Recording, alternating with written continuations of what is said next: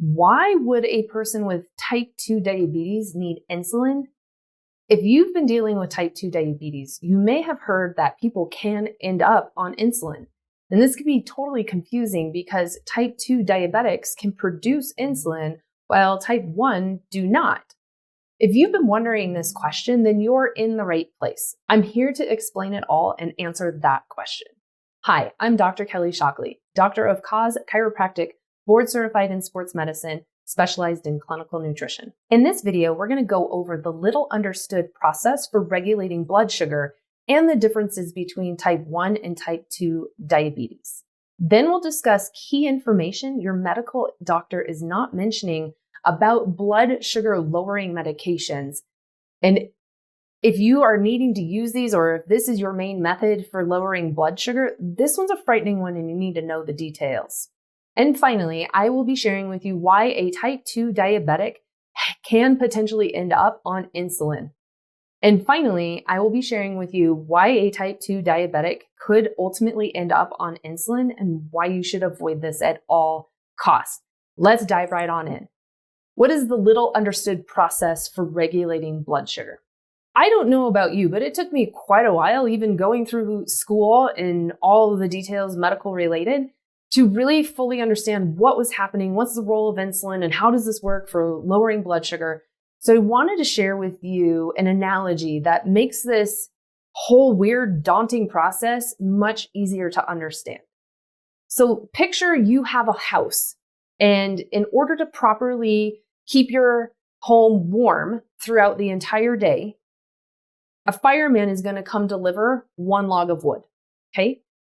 And you take that log of wood, you put it on the fire, and it lasts until the next day when the fireman comes back and brings you a log of wood. So all of a sudden, there's a lot of trees and there's an overabundance of logs that need to be delivered. So instead of the fireman only delivering you one log, he now decides to bring you two logs. You're like, okay. So I put one log on the fire for burning and I store one to the side. And now this goes on, and then the next thing you know, the fireman continues to bring 3 and 4 logs at a time. Before you know it, your whole entire house is full of logs. So you decide, I can't answer. I don't have any more room to put these logs. I'm not going through but one a day, and the whole entire house is full. I have no place to move. So I'm going to lock my door. The next day, the fireman shows up, knocks on the door, tries to open the door because you're not answering, and finally decides he's got to set the logs down outside of your house. So before you know it, not only is your house full of logs, but now outside on the main roadway, you have piles of all of these logs that just keep stacking up. That analogy is what is known as insulin resistance. And insulin resistance is what happens before somebody actually ends up with full-blown diabetes. Type 2, that is, okay? What just happened when the person no longer opened the door? The fireman is insulin. Insulin is who delivers glucose to your cell, the house, okay? Glucose is one of the fuels your body uses to do all of its tasks all day long. It's like gas for your car, okay? Once the cell is full, no matter how hard insulin tries, it cannot put more glucose into the cell because the cell basically locks the doors and doesn't allow more glucose in. That's your house is full of logs. You can't, there's no other place to physically put them. So you lock the door and the fireman can no longer deliver more logs to you. Okay. Does this make sense? So when that happens, your body is going to start producing and pumping out more insulin because now you've got all of these logs in the road, which means you have blood sugar that's increasing. All this glucose is in your blood, and that level that people measure frequently is now starting to rise. So the body's going to send out more firemen to try to take care of the job. But no matter how many firemen you send out, the firemen are not able to get the logs, or your insulin is not able to get your glucose into your cells because the cells already have too much and they've locked the door. That is insulin resistance. And the longer that this goes on and the higher your blood sugar spikes and it stays high for longer, you ultimately end up with type 2 diabetes. Real quickly, I want to share with you the difference between type 1 and type 2 diabetes. Type 2 diabetes was traditionally called adult onset diabetes because it happened later on in life. It was largely the result of lifestyle choices and consuming way too many carbohydrates and sugars and just not getting enough exercise and abusing that process. Whereas type 1 diabetics, that was called early onset or more child type diabetes because oftentimes it's diagnosed in younger years, before kids are even out of high school, oftentimes by middle school. Now what we're learning is that it appears to be an autoimmune response that actually is occurring in these kiddos that shuts down their ability to produce insulin. So unlike type 2 diabetics can produce insulin, and then type 1 cannot. So type 1 diabetics ultimately end up on insulin because their body, it's not manufacturing the insulin that it needs in order to live. Now I'm curious, before we move on to the next section, did you know that that's how insulin works? And does that illustration make it a little bit more clear for you of what's actually going on into the body? Let me know your thoughts down in the comments below. I would love to hear feedback on that. And if you've got clarity for the first time around how this whole process is working, I would love to hear that as well. So just drop a comment down below and tell me what you're thinking. It's time to get into that key information that your doctor won't mention or discuss with you when it comes to these blood sugar lowering medications. And this is critically important. Every patient I have talked to who has been put on metformin or glucophage or some other type of blood sugar medication to help bring down the numbers, none of them have been told this information from their doctor. So the first thing that I want to discuss is, okay, with how this sugar lowering medication works, the biggest question I have is, where does the sugar go? You know, it's nice that people have convenience for monitoring what their blood sugar is. And people who are on insulin pumps, it's made life even easier for them to try to maintain normal blood sugar levels. But the problem is the body doesn't just get rid of your blood sugar by urinating and like peeing it out of your system. It is one way that you will see some sugar exiting. But ultimately, the question is, like, if you're monitoring your blood sugar and you can see that it's, 200, 300, like way sky high, and then all of a sudden you take your medication, or for people who are using insulin, you can watch how within moments that blood sugar starts to come down. So where is the sugar going? Because it doesn't just come out of the urine. Okay. It ultimately ends up being forced into different tissues and different cells in your body. And there are a set of 3 of them that are the most vulnerable to this whole process. Have you ever heard of a diabetic that ended up having, an amputation of lower limb, their foot, or even a toe, or heck, even the whole lower leg? Part of that ends up occurring because of something known as neuropathy. Neuropathy is a condition of the nerves. This is one of the tissues in the body that is highly sensitive to this whole process and is continuing to be stressed every time you're relying on blood sugar lowering medication to actually do the job and lower the blood sugar, instead of working at not stressing the system and consuming foods that don't elevate blood sugar levels. Now, there's another thing that is very common later on in a diabetic's life, and that is dialysis. Kidneys can't keep up with filtering all of this out of the system. It's very stressful to them as well. They're the second tissue that's really vulnerable to this whole forcing blood sugar levels down through medication. And then the other common thing or area that can be impacted long-term in a diabetic's life are their eyes. They end up going blind because this is the other area. The eyes are the other tissue that's incredibly vulnerable to this process. So most diabetics end up with either eye problems, kidney problems, or nerve problems, which is awful, like awful situations. But then there's something that's more frightening yet. Every single day, every person on earth, their bodies are fighting cancer cells. It happens regularly. But thank God we have this built-in checks and balance system that the body recognizes that is a mutated cell, meaning like a cancer cell, We need to kill it and remove it from the system. Okay. So that happens every single day. And what you need to know is we all have cancer cells. Not everybody ends up with cancer because of how we're living life and that our body's internal checks and balances can keep up with this process. But guess what happens when you use blood sugar lowering medications and still are eating foods that are elevating blood sugar levels? Like when you're only relying on the medication to do the work, there's something else that you need to know that is happening. So your house or the cell, we were pretending that only one fireman was showing up and delivering you a log. Well, cancer cells, it's almost like, think of them as an apartment complex.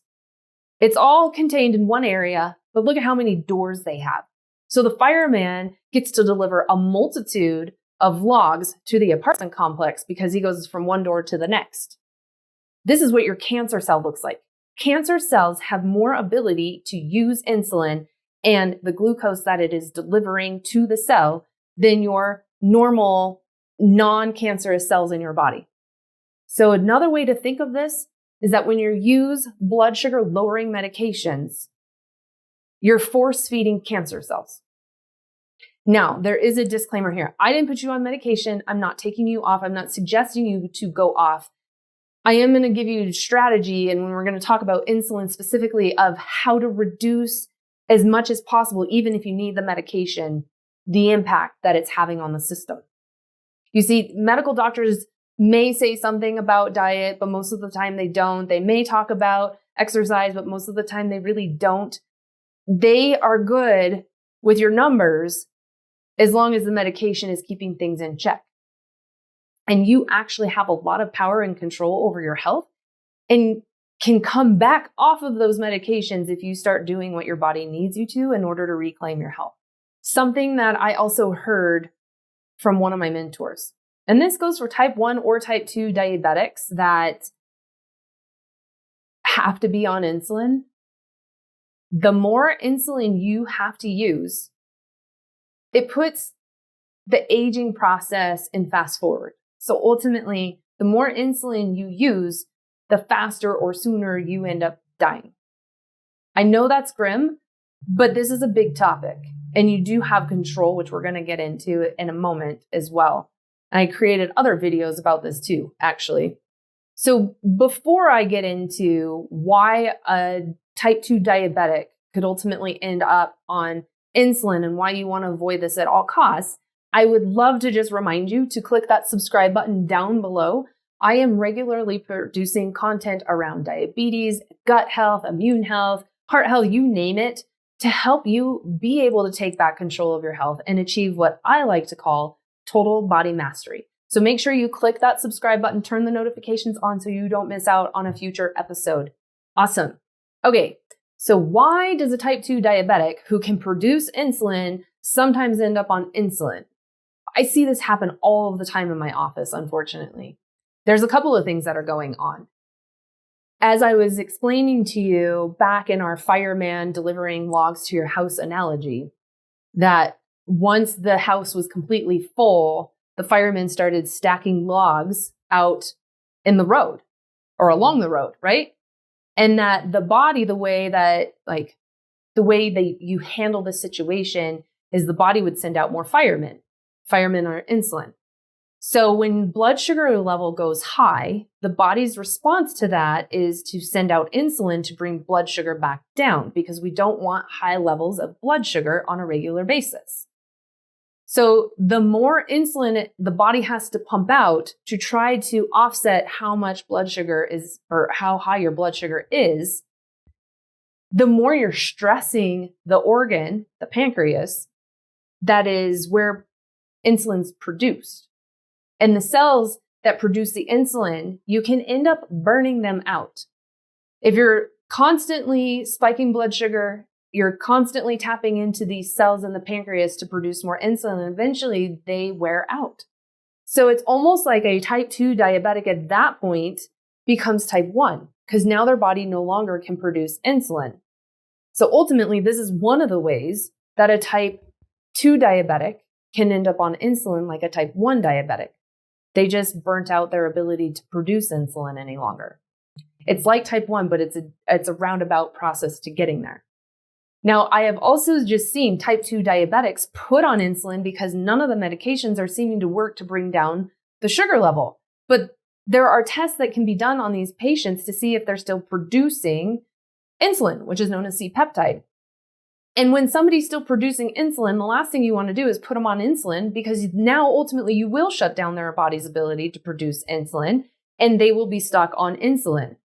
You do not want to have to be on insulin for the rest of your life. It's costly. And there's a lot of other potential side effects that come when this is like you're artificially having to keep blood sugar levels down. So one of the biggest details about avoiding being stuck on insulin, if you're on insulin, being able to keep the amount of insulin you're using to a minimal is all about how you're living life, how you're eating, how you're exercising, what your stress levels look like, dealing with other potential underlying issues that may have provoked diabetes in your life. Ultimately, what I'm saying is getting down to the root cause of why you're dealing with the type 2 diabetes. Now, if you have no idea how to figure that out, don't worry, because down in the description below, you will see that there is a link to a health challenge. I am personally inviting you to this health challenge. Now, I'm not going to make you start working out and eating like a, crazy human that is avoiding everything. The goal of this health challenge is to help you really be able to understand the why behind your diagnosis. There could be more to it than just food. I have a patient right now who came to me on 2 different blood sugar lowering medications, and then they also put her on insulin, yet her blood sugar level is not staying down. Her hemoglobin A1C is at like an 11, which is raging diabetes. And she came to me because she's like, I don't understand. Why is none of this working? Because she wasn't eating a bad diet. Now, we had to do a little bit of education around high glycemic foods and like what were too many carbohydrates. But ultimately, she really wasn't, and she was working out. So what in the world was going on? She'd never had diabetes before. This all was found accidentally. It doesn't run in her family. So what was going on with her? Well, when we went through the process that I teach you in this health challenge, we found that some of her underlying issues is she has a chronic infection. No amount of insulin or blood sugar lowering medication is going to be able to keep her blood sugar level down with a chronic level of an infection because of how it skews your blood sugar levels. So we're working on that right now. The other thing we found is that she doesn't have a lot of the nutrients needed for regulating blood sugar, like chromium. She had like next to none in her system. It's a pivotal part of keeping blood sugar in check in that whole process. We also found that she is incredibly toxic. So there's this massive amount of uranium that she has in her system that ultimately is taxing the immune system and throwing off, basically creating what's called glucose dysregulation. So her body's not able to regulate her blood sugar levels. So all the doctors were doing was trying to take care of what they saw, the symptom, too high a blood sugar. But they weren't being able to delve down deep enough to be like, why is this happening? So it's different for everybody. And if you don't want to end up on insulin, or if you would like to come back off of your medications, because you can, as a type 2 diabetic, you can take back control of your health and get to a place where you no longer need those medications, which would be awesome. Because now you're not stressing out your whole entire body. You're not running a risk of potentially going blind or ending up on dialysis or having an amputation. You just have to understand and figure out your why.